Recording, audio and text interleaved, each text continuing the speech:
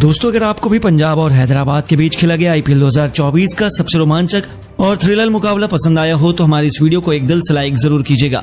दोस्तों, आईपीएल 2024 के सबसे रोमांचक 23वें मुकाबले में एक दूसरे के सामने चुनौती लेकर खड़ी थी आईपीएल इतिहास की दो बड़ी टीमें। सनराइजर्स हैदराबाद के सामने थी पंजाब किंग्स की टीम।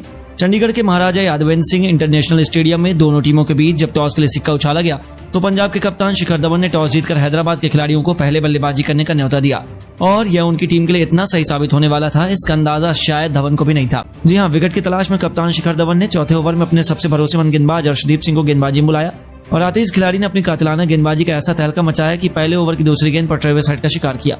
यहाँ यह बल्लेबाज 15 गेंद पर 4 चौकों की बदौलत 21 रन बनाकर वापस लौटा और उनके आउट होने के बाद बल्लेबाजी करने उतरे एडम मार्गम को उन्होंने खाता खोलने का भी मौका नहीं दिया और लगातार 2 गेंद पर 2 विकेट लेकर अर्शदीप सिंह ने हैदराबाद की कमर तोड़कर रख दी थी। अचानक से मुकाबले में बहुत आगे नजर आ रही हैदराबाद पंजाब के शिकंजे में पूरी तरीके से फंस चुकी थी। 4 ओवर में हैदराबाद केवल 28 रन बना पाई थी। हालांकि उनके आउट होने के बाद अभिषेक शर्मा रुकने का नाम नहीं ले रहे थे।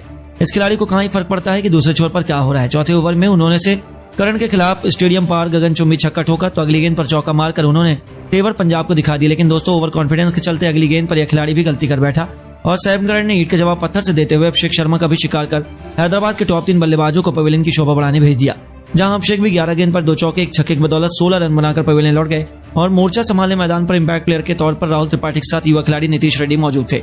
6 ओवर के पावर प्ले में हैदराबाद की टीम 40 रन 3 विकेट के नुकसान पर बना पाई। उनकी पारी कछुए की रफ्तार से आगे बढ़ रही थी और पंजाब के गेंदबाजों को मार पाना उनके लिए आसान नहीं हो रहा था। 10 ओवर में हैदराबाद केवल 66 रन बना पाई थी। उनके लिए मैच तो ऐसा लगा कि मुट्ठी से निकल चुका है, लेकिन दोस्तों असली कहानी तो अभी बाकी थी। नीतीश रेड्डी अपने बल्ले से इतिहास लिखने के इरादे से आ चुके थे और उनका साथ निभाने के लिए मैदान में आ चुके थे। 11 ओवर में हरप्रीत बरार की बेरहमी कुटाई करते हुए नीतीश ने पहले चौका फिर एक गगनचुंबी छक्का लगाया और ओवर की आखिरी गेंद पर क्लासेन ने एक जबरदस्त चौका लगाकर पंजाब के गेंदबाजों की हालत खराब करनी शुरू कर दी। अर्शदीप ने अपने सबसे बड़ी मछली नीतीश रेड्डी को अपने जाल में फंसाकर हैदराबाद को तहस नहस कर दिया, जहां नीतीश रेड्डी 37 गेंद पर 4 चौकों 5 तूफानी छक्कों की बदौलत 64 रनों की बेहतरीन पारी खेलकर वापस लौटे तो आखिरी ओवर में उनहत्तर ने भी छक्का मारकर 20 ओवर में अपनी टीम को 182 रनों की फाइटिंग टोटल तक पहुंचा दिया और इस मुकाबले को हैदराबाद के बल्लेबाजों ने रोमांचक बना दिया।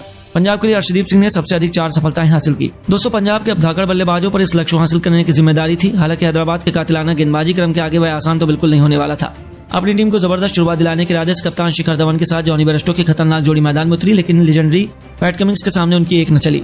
अपने पहले ही ओवर में पैट कमिंस ने जॉनी बेयरस्टो को क्लीन बोल्ड कर पंजाब की बखिया उधेड़नी शुरू कर दी और उनके आउट होने के बाद मैदान में बल्लेबाजी करने आए अपनी तरफ सिमरन। 2 ओवर में पंजाब 2 रन बनाकर अपना एक बल्लेबाज गंवा चुकी थी और अभी से हैदराबाद मुकाबले में शिकंजा कसना शुरू कर दिया। हालांकि दोस्तों, तीसरे ओवर में इन दोनों बल्लेबाजों ने काउंटर अटैक पहली गेंद पर भुवनेश्वर को स्वागत शिखर धवन ने उन्हें चौके से दर्शन करवा दिए।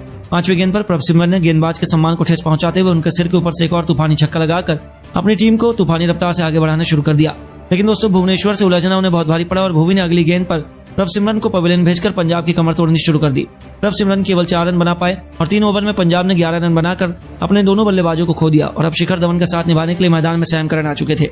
लेकिन बल्लेबाजी करना उनके लिए भी बिल्कुल आसान नहीं हो रहा था। प्रभाव के बीच कप्तान शिखर धवन भी अपने हथियार भुवनेश्वर कुमार के सामने डाल बैठे।